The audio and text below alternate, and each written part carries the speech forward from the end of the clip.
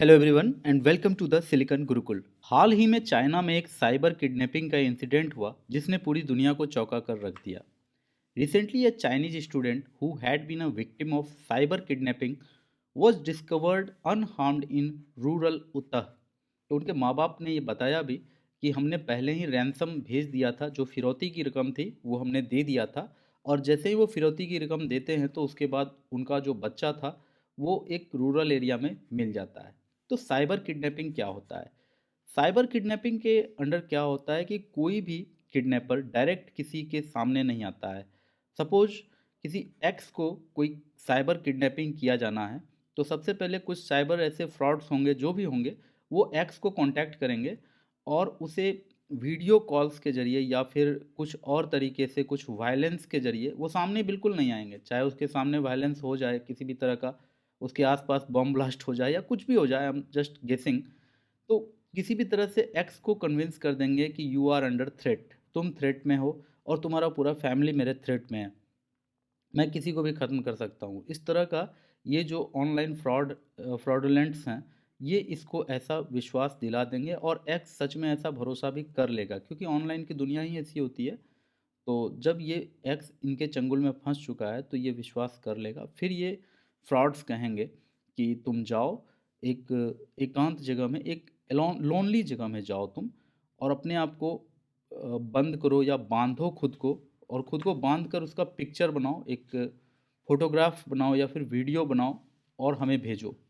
तो ये व्यक्ति जाकर खुद को बांधेगा इस तरह से कैमरा लगाकर, और वो पिक्चर फिर वो फ्रॉड्स को भेजेंगे, क्योंकि फ्रॉड ने उसे पहले ही कह दिया कि अगर तुम ऐसा नहीं करोगे तो तुम्हारा पूरा फैमिली को मैं ख़त्म कर दूंगा। और वो उस तरह से परसुएट भी कर चुका होता है, पूरा विश्वास दिला चुका होता है एक्स को कि बिल्कुल तुम्हारा फैमिली को मैं ख़त्म कर दूंगा, तुम जाकर जल्दी ऐसा करो। तो वो अपने आप को जाकर बांध भी लेता है किसी रूरल एरिया में, और वो पिक्चर भी दे देता है उस फ्रॉड को।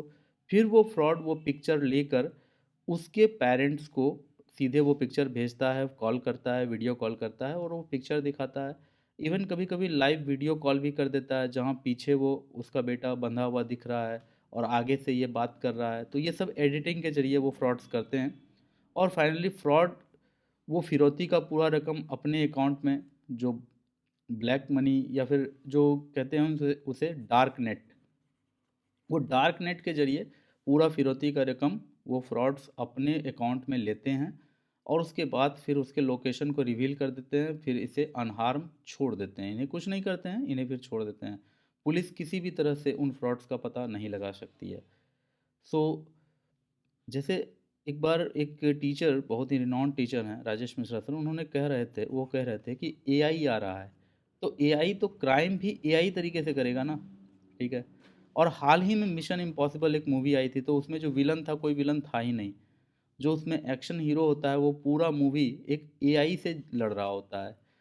सो क्या है इसके पीछे, कौन है, वो तो नहीं पता, लेकिन साइबर किडनैपिंग आपको पता रहना चाहिए, वो इस तरह से होता है और एक्चुअल में होता है। फिरौती की रकम वसूली जाती है, लोगों को ये भरोसा दिला दिया जाता है, एक्चुअली वो वैसा हार्म पहुंचा भी सकता है शायद।